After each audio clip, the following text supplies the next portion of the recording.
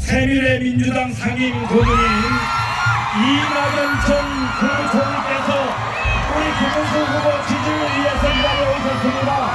여러분 영광으로 모시겠습니다.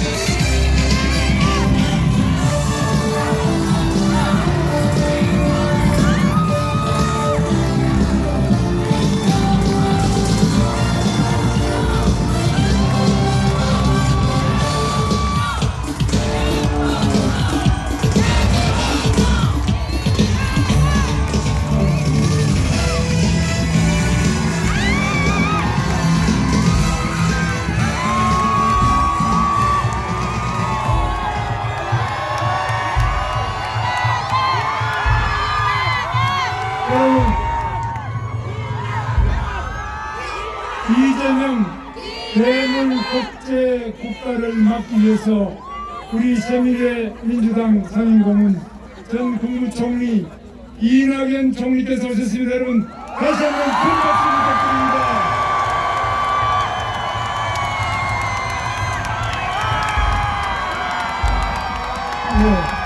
저 연설보다는 우리 이낙연 총리님 연설을 들으면 저도 정말 이 나라 장래를 더 생생하게 걱정하지 않을 수 없습니다.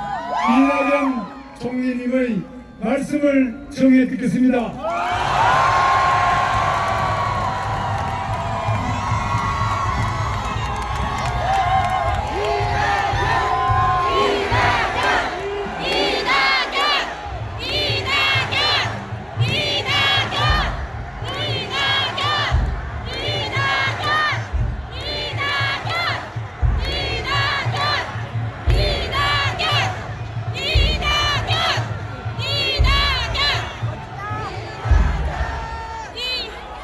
여러분 안녕하십니까?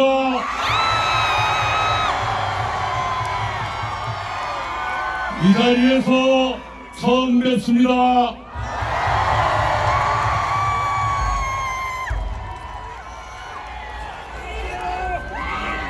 감사합니다. 감사합니다. 여러분 이해하시겠지만 제가 이 자리에 조금 어렵게 왔습니다.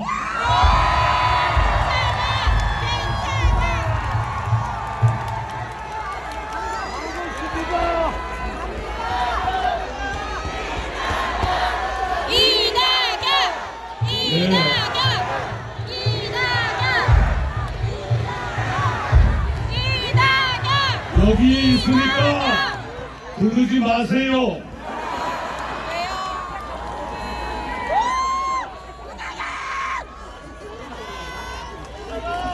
만약 더불어민주당이 범죄 혐의 없는 후보를 내놓았다면, 그래서 지금 그들이 하는 것처럼 법을 마음대로 뜯어고치고 사법부를 파괴하는 일이 없었다면 저는 이 자리에 오지 않았을 것입니다.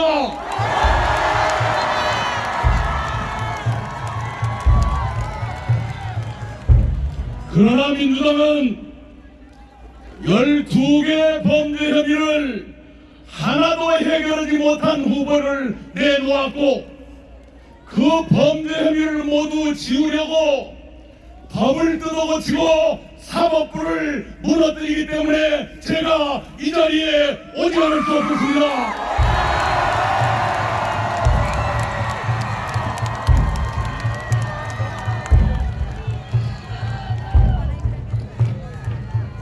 만약에 김문수 후보가 위선과 사욕으로 인생을 살았다면, 권력만 탐하면서 일을 제대로 하지 않은 사람이었다면 저는 이 자리에 오지 않았을 것입니다.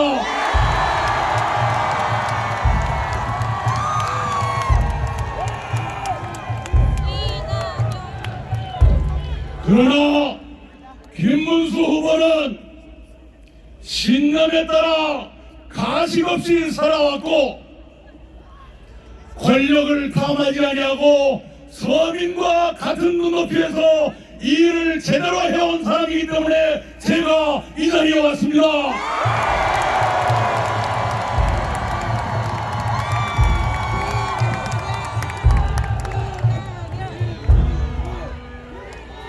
그래서 저는 딱 일주일 전에 김문수 후보를 세상 태어나서 75년 만에 처음 만났습니다.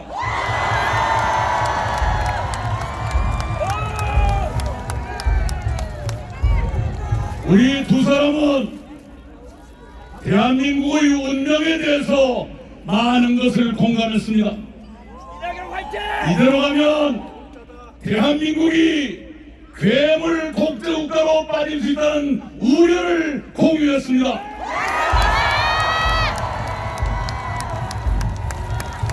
그래서 무엇보다도 먼저 대한민국이 괴물 독재국가로 수락하지 않도록 힘을 모으기로 합의했습니다.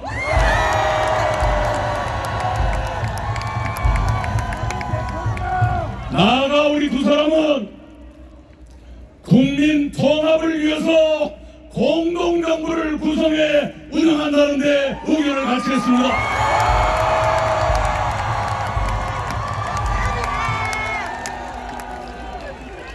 그리고 2년 안에 분권형 개헌을 매듭 짓고 3년 안에 제7공화국을 출범시키면서 임기 욕심 부리지 말고 퇴진하기로 합의했습니다.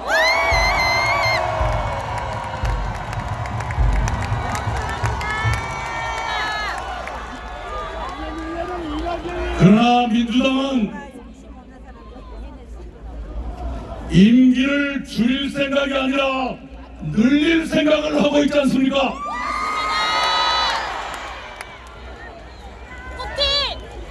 아마도 그 사람들은 임기 5년 마치고 또 출마해서 2번 더 하면 13년이 됩니다. 13년 동안 재임하겠다는 꿈이 없다고 누구도 말하지 못합니다. 그렇게 되면 7공화국 출범은 영영 미뤄지고 우리는 이 상태로 계속 암흑 같은 세상을 살게 되는 것 아니겠습니까?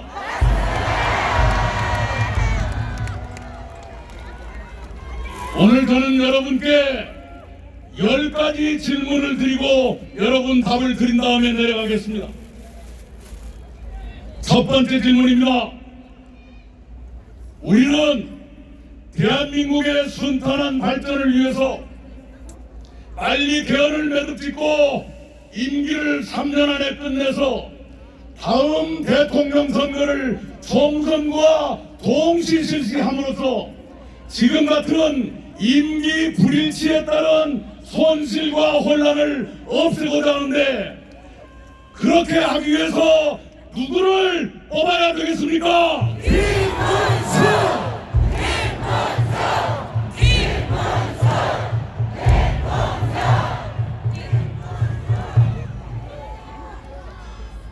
권력은 항상 견제받아야 합니다. 견제 없는 권력은 폭력입니다. 김문수가 대통령이 되면 그날부터 국회의 견제를 날마다 받게 될 것입니다. 그래서 김문수는 그럴 사람도 아니지만 나쁜 짓 하려고 해도 할 수 없게 될 거예요. 그런데 만약 반대로 된다면 국회 300석 중에서 우호세력까지 합쳐서 193석이나 가진 정당이 대통령까지 갖게 된다면 그 누구도 견제하지 못합니다. 그래서 그 사람이 엄청난 잘못을 저질러도 국회가 탄핵하지 않을 것이고, 국회가 나쁜 법을 통과시켜도 대통령은 거부권을 행사하지 않습니다.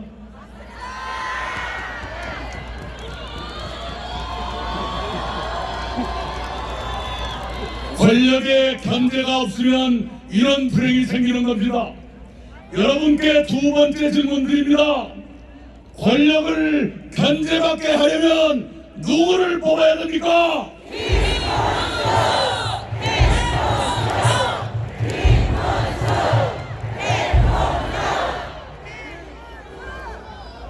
법치주의는 민주주의의 최후의 보루입니다. 사법권 독립은 민주주의의 핵심입니다. 그러나 지금 저 사람들은 선거 끝나고 이틀 뒤에 국회 본회의를 열기로 잡아놨어요. 뭘 하느냐? 선거법에 자기가 유죄로 나온 그 조항을 바꿔버리려고 지금 하고 있습니다. 그렇게 되면 만약 그쪽이 이기면 그 이상한 법을 거부권도 행사하지 않고 실행할 것 아니겠어요? 그러면 대법원은 유죄 파기환송을 뒤집을 것 아니겠습니까? 그렇게 되면 법치주의는 누더기가 되고 사법부는 망가진 엉망진창 사법부가 될 것 아니겠습니까? 그렇게 되면 대한민국 민주주의도 골로 가는 것 아니겠습니까? 그래서 여러분께 드리는 세 번째 질문입니다. 사법권 독립을 유지하고 법치주의를 지키려면 누구를 뽑아야 됩니까? 김문수!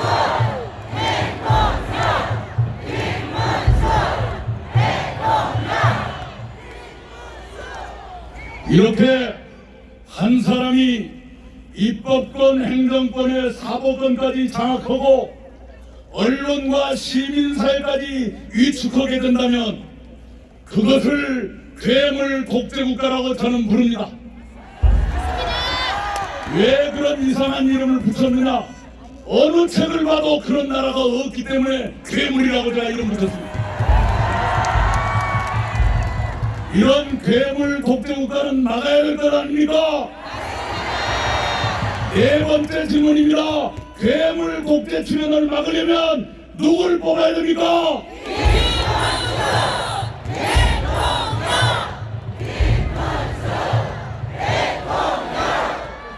자, 지금 그 사람들은 자기한테 유죄를 선고한 대법관 10명을 내란 세력이라고 낙인 찍어놨습니다.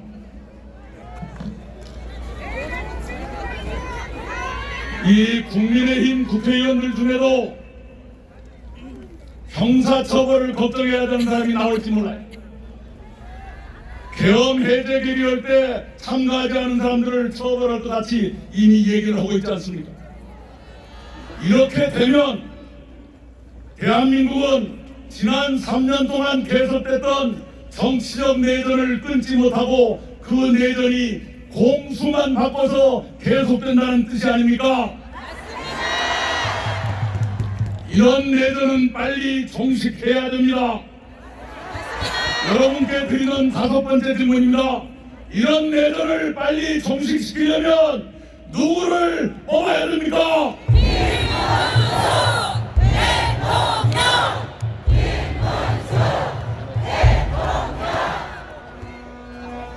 제가 10가지 질문을 드리겠다고 약속했는데 맞고 재촉을 옵니다. 10가지 세울까요? 세우지 말까요?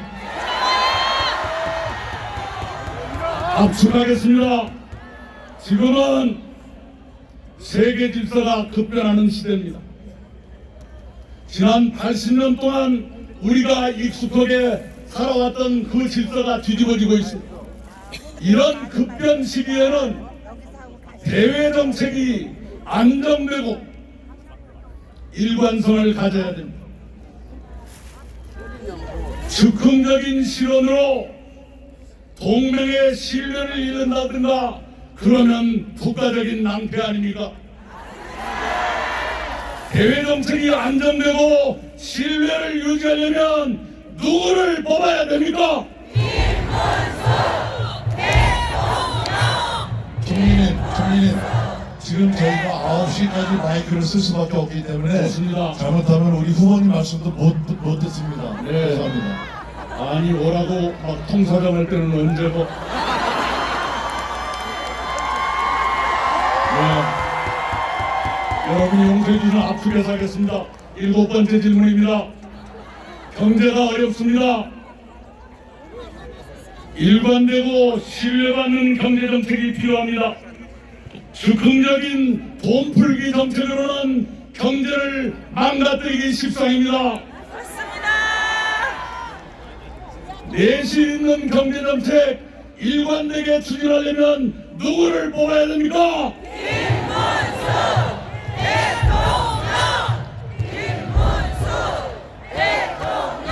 여덟 번째 질문입니다.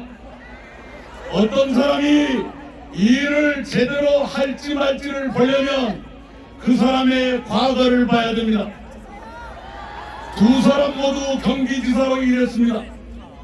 그 비교를 손학규 대표께서 잘 해주셨을 때 과거로 볼 때 앞으로도 일을 제대로 할 사람은 누굽니까?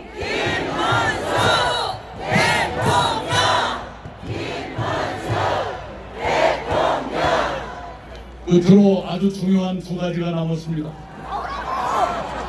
우리는 인간 존중의 사회를 만들어야 합니다.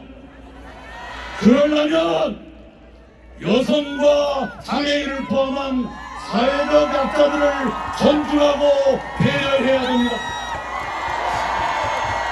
정책으로 존중하고 배려하는 것뿐만 아니라 지도자의 의식에서부터 여성과 약자들을 존중하고 배려하는 그런 인식이 뿌리박혀 있어야 됩니다. 여성과 약자를 배려하는 인식이 아주 깊게 뿌리박힌 사람은 누굽니까?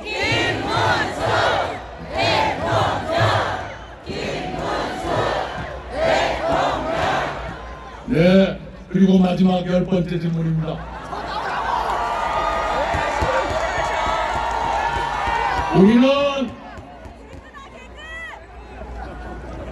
제도뿐만이 아니라 대통령과 그 가족의 덕성이 어떠냐에 따라서 국가적인 불행이 올 수 있다는 것을 체험하고 살았습니다. 대통령과 그 배우자 그리고 자식들의 덕성과 절제, 이것은 국가의 명운에도 영향을 줄 수 있는 매우 중요한 사항입니다. 여러분께 마지막 질문드립니다. 후보 본인과 그 배우자와 가족까지를 통틀어 볼 때 가장 안심되는 후보는 누굽니까? 김문수 대통령! 김문수 대통령! 여러분이 저의 10가지 질문에 대해서 모두 정답을 맞춰주셨습니다. 그런데 정답 맞히는 것으로 끝나는 게 아니올시다. 표가 돼야 돼요. 여러분 한 분 한 분이 내일 3명 이상씩을 투표소로 모시겠다고 저한테 약속해 주시기 바랍니다. 감사합니다. 이상입니다. 다시 한번 큰 박수 부탁드리겠습니다. 자, 우리 한동훈 전 대표님과 안철수